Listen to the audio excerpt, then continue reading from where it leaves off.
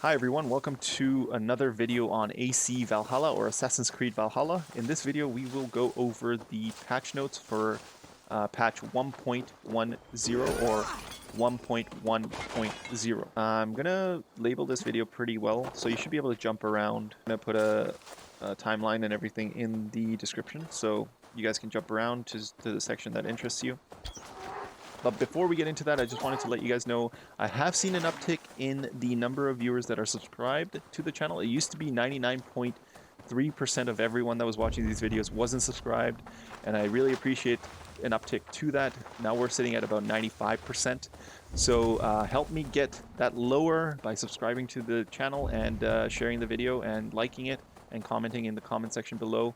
But before even getting into the video, I just wanted to go over one other thing, which I think is pretty important. A lot of people have been having issues with the Sons of Ragnar quest, and there's a hotfix that they released today, actually, on December 14th, 2020, which will allow you to complete the Sons of Ragnar quest or proceed with it at the very least.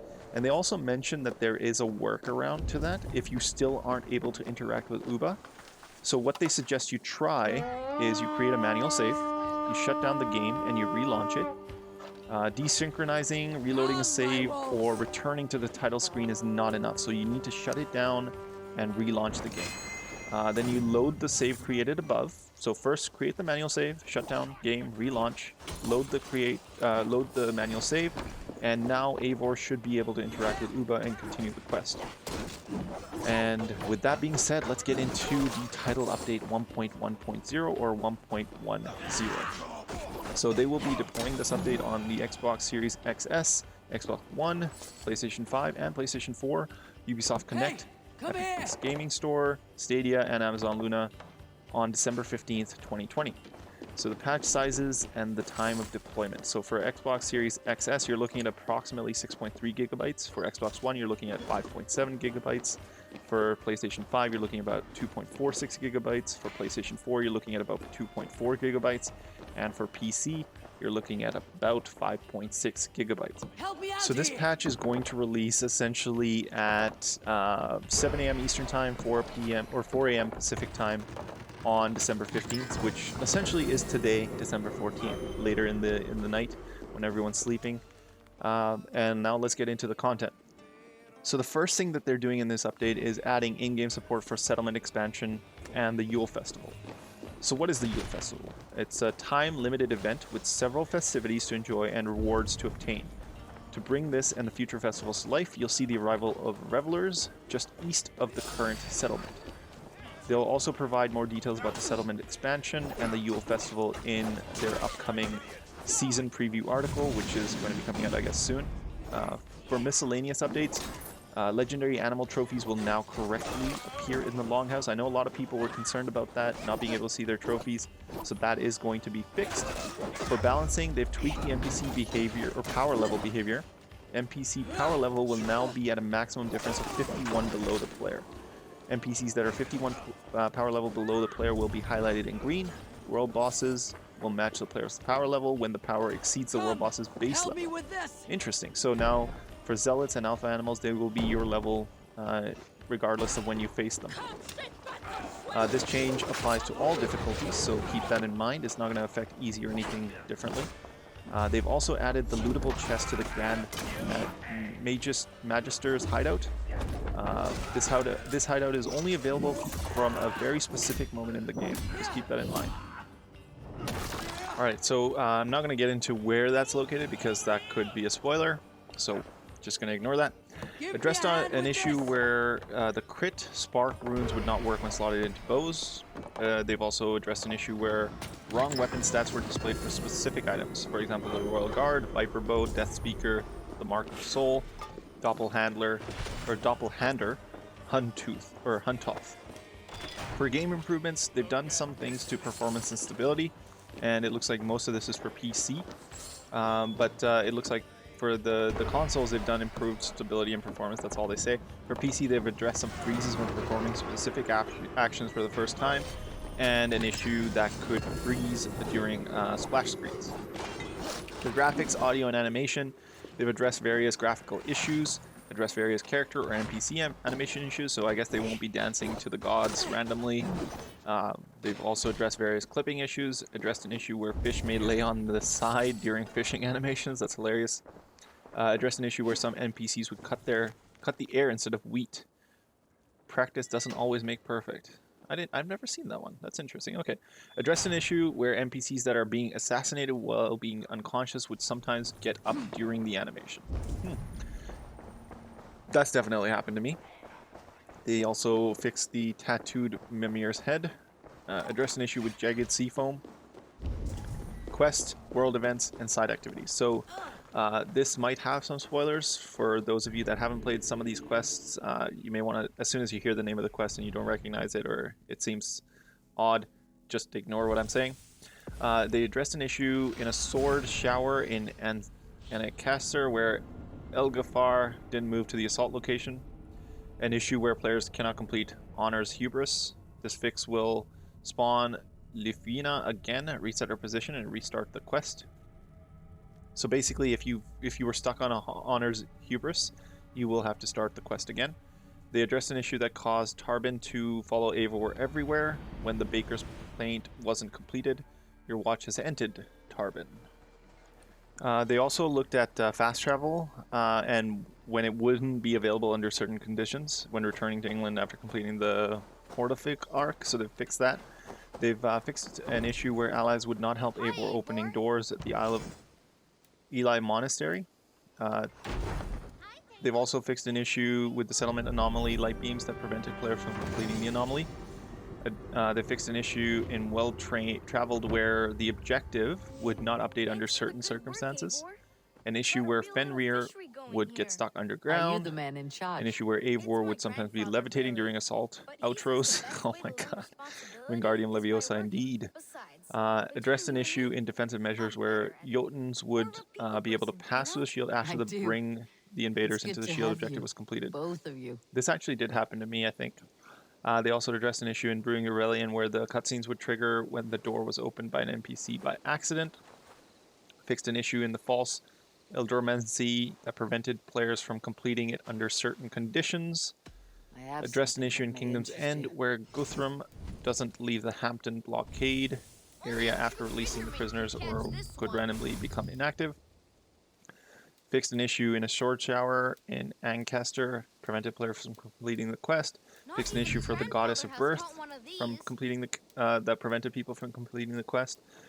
Fixed an issue for Glory Regained, where players could become stuck on the platform with the horn. Fixed an issue in View Above All, where the quest objective would sometimes not update after closing the gates. Addressed an issue with the boar and the golden nose. So it looks like they've pretty much addressed all of the quest issues. I'm not going to go into more of these. They're all there. I think that's enough. I just don't want to keep reading this. I'll link the patch notes for you guys in the description below. So if you want to see if your quest is the one that's been covered, which I would be very surprised if it's not. Most quests, if not all, are going to be fixed in this patch. For the world, texture placement issues were fixed, and fixed issues where you could become stuck. For gameplay, combat, and AI, they fixed NPC behavior, animation issues. Fixed an issue where players could shoot targets through walls without using piercing shot. Addressed an issue with spears not being effective to destroy windows. Yeah, that's happened to me multiple times. Addressed an issues where the fishing hut kid was roaming Ravensthorpe instead of being at their house. That's hilarious. Horses can now run away when being hurt by a torch. Addressed an issue where Jotuns could sometimes warp into walls when shapeshifting. And addressed an issue where monks would sometimes stand still and not perform their tasks. They're lazy. Address an issue when hitting a horse with a Saxon boat will cause it to disappear when mounting it. What? What? Okay, I've never seen that. Sprint will now be interrupted by actions other than dodging. Address an issue where Eivor would become invisible to air detection when fast traveling during a dice game. Oh, they fixed they fixed it. They fixed the bug. Address an issue where NPCs may randomly start pivoting on a Saxon boat, whatever floats your boat, I guess. Abilities, perk, skills. Addressed an issue where players couldn't perform heavy attacks with Frost Run or Frost Ruin or Sinner Skull. Okay. Addressed an issue where Frost Ruins perks wouldn't activate even when conditions were met. That sucks. That would not have been fun for anyone. Addressed instances where players were able to open bar doors when the Dive of Valkyrie ability. They fixed that. Addressed an issue where the level 2 incendiary powder trap couldn't be detonated a second time when the first trap was set off by an NPC. Addressed an issue where the man's best friend wouldn't deal any damage to zealots in some instances. Largely increased mastery point cap. Ooh, okay. That's definitely needed because honestly the mastery points didn't really add much in terms of value. So there was really no point in getting them, I felt. For the UI and HUD, they addressed various issues. Localization issues, items that are part of a bundle in the Anima store will now show the corresponding items in the details page. Address an issue where players could sometimes lose weapons when performing a dual weapon swap.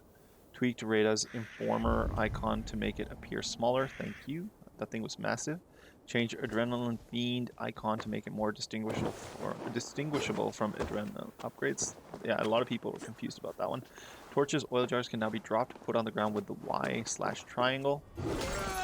Addressed an issue that allowed players to get the beggar rewards several times, which I was exploiting. Addressed an issue where stats wouldn't upgrade after leaving offline mode. Addressed an issue where players couldn't interact with Rada anymore. Addressed off to QuickTime events input type in the menu. Turning the option off will allow the game to bypass mashing actions during some boss encounters. Oh, nice.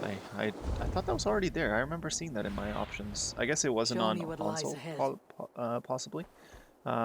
Addressed an issue with alpha animals where players wouldn't be awarded the skill point when animals were not killed by the player. Addressed an issue where opals were not disappear from the map under certain conditions. Oh, yes, sweet. Finally. That will let me start doing my opal videos because that was partly the reason I hadn't started those. Addressed an issue where experienced travelers would unlock locations for the wrong territory. Addressed an issue where players wouldn't be able to create a loaded manual save anymore. Addressed an issue where Layla's laptop couldn't be navigated with focused navigation. Named cloud saves appropriately. They will now be named autosave, manual, episode save, cloud. Addressed an issue where saves could be displayed as corrupt when saving when the internet connection is lost. Addressed an issue on where the Pathfinder setting resets to custom after rebooting the game. Addressed an issue on where cloud saves could disappear under certain conditions. For photo mode, they fixed an issue where filters reset to no filter when adjusting other values in photo mode. Photo mode frames now function correctly because I remember I couldn't ever see the frames. Addressed an issue where photo mode camera could get stuck in objects. And for system, PC addressed an issue where the benchmark tool that caused the tool to not collect data for a moment after unpausing the session. For PC addressed an issue where VRAM indicators did not correspond with actual VRAM consumption. I thought they fixed that last time. Reduced intensity and duration of the parry rumble for controllers. PS5 addressed an issue on PS5 where the season pass couldn't be displayed as owned after purchase.